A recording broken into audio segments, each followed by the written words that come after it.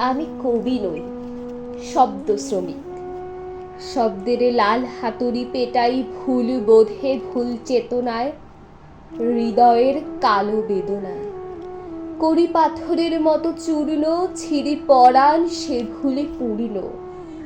রক্তের পথে রক্ত বিছিয়ে প্রতিরোধ করি পরাজয়, হাতুড়ি পেটাই চেতনায়। ভাষা সৈনিক আমি, জানি শুধু যুদ্ধ, আমার সম্মুখে আলোর দরজা রুদ্ধ।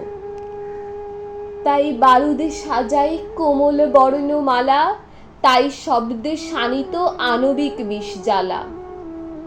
ধূর্যটি জটা পেতে রোধ করি অবক্ষয়ের সংশয়, আমার এ হাতে শব্দ কাস্তে ঝলসায়।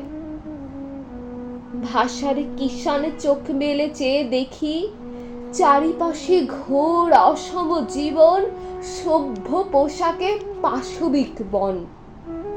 সমতার নামে ক্ষমতাকে করে রক্ত, আমি জানি কারা জীবনে ছড়ায় পুজ পোকা বিস্তপ্ত।